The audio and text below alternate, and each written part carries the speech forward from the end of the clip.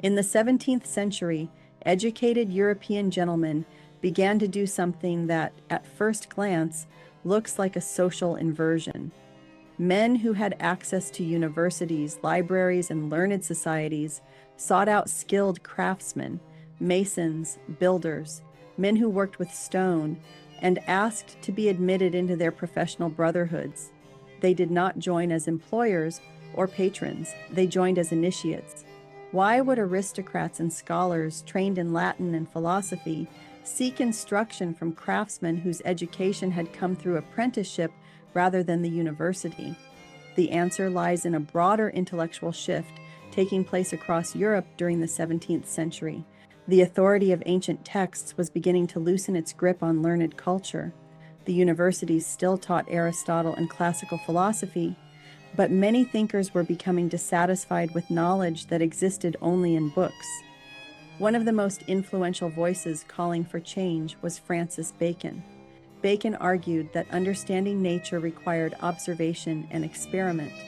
Knowledge should not remain confined to abstract reasoning. It should be tested in the real world. That idea had consequences. If knowledge was to be discovered through observation, then the workshop could become as important as the library. Skilled craftsmen, builders, instrument makers, metalworkers possessed practical knowledge about the physical world that scholars could not easily learn from texts alone. But there was a problem. Observing a finished building revealed only the final result. It did not reveal the process by which geometry had been translated into stone. To understand that process, one had to look at the craft itself. Masons worked directly with the materials of architecture. They measured angles, cut stone blocks, calculated proportions, and assembled structures that could stand for centuries. Their work translated abstract geometry into physical form. For gentlemen interested in the relationship between mathematics and the structure of the world, the craft of masonry offered a kind of living laboratory. This curiosity helps explain why some gentlemen, men who rarely worked with stone themselves, began joining Mason lodges during the late 16th and 17th centuries. One of the earliest documented examples appears in Scotland in the year 1600. On the 8th of June that year, the records of the Lodge of Edinburgh, Mary's Chapel, number 1, note the admission of John Boswell of Auchinleck. Boswell was not a working mason, he was a landowner, a laird from Ayrshire. Yet he was admitted as what the lodge records describe as a gentleman mason. The record itself is brief, but its implications are striking. A professional craft lodge had admitted a member who was neither an apprentice nor a journeyman. Boswell was an outsider to the trade, yet he was welcomed into the fraternity. Why? Part of the answer lies in the social role of landowners like Boswell. Estate management in early modern Scotland involved constant building and repair. Landowners oversaw the construction of houses, barns, mills, and fortifications. They depended on skilled craftsmen to translate architectural plans into durable structures. But practical concerns may not have been the only motivation. The late 16th century was also a period when educated elites were increasingly interested in geometry, surveying, and the mathematical sciences. These disciplines had obvious applications to architecture and land management. Joining a lodge could provide access to craftsmen who worked with these principles every day. Boswell's admission marks an early moment when the knowledge of the workshop began attracting the curiosity of gentlemen.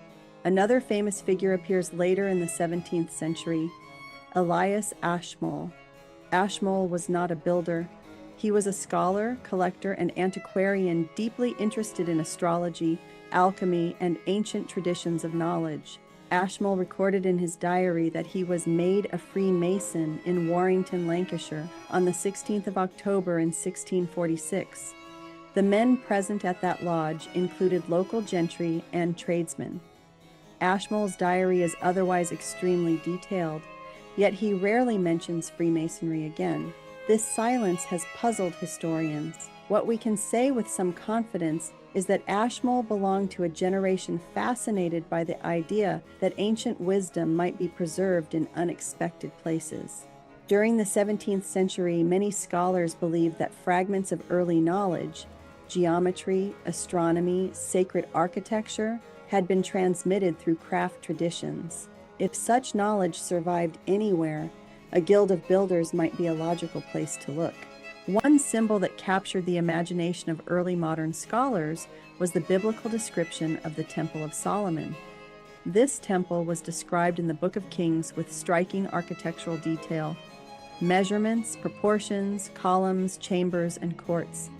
For many readers, this description suggested that the building had been constructed according to a system of sacred geometry. Understanding how such geometry could be translated into stone was more than an architectural question. It seemed to promise insight into the relationship between mathematics, divine order, and human craftsmanship. The mason's craft therefore offered more than technical instruction. It appeared to reveal how mathematical principles could shape the physical world. Stone begins as raw material. It must be measured, cut, squared, and carefully fitted into a larger structure. When properly assembled, those individual stones produce an ordered building capable of standing centuries. To 17th century thinkers, that process suggested a powerful metaphor. The same principles that shaped stone into architecture might also shape the human mind into wisdom and discipline. In other words, building could become a model for self-improvement. The tools of the mason, compasses, squares, levels, represented geometric order.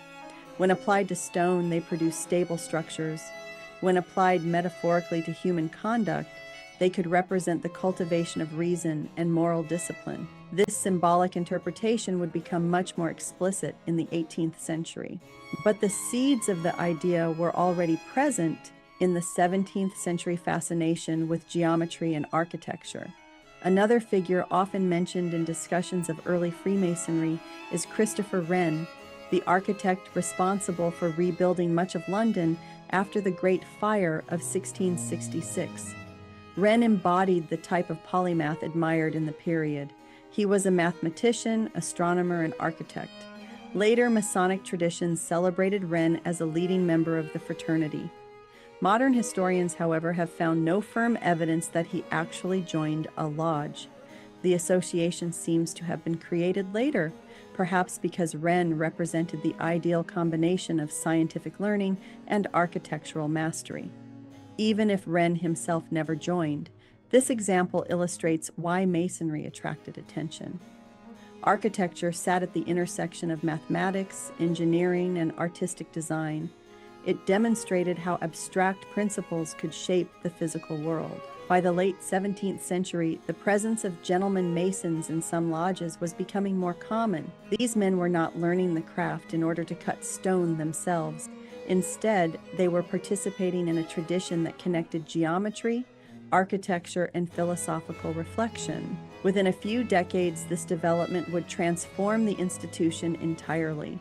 What began as a guild of craftsmen would evolve into a voluntary fraternity of educated men interested in improvement, sociability, and intellectual exchange.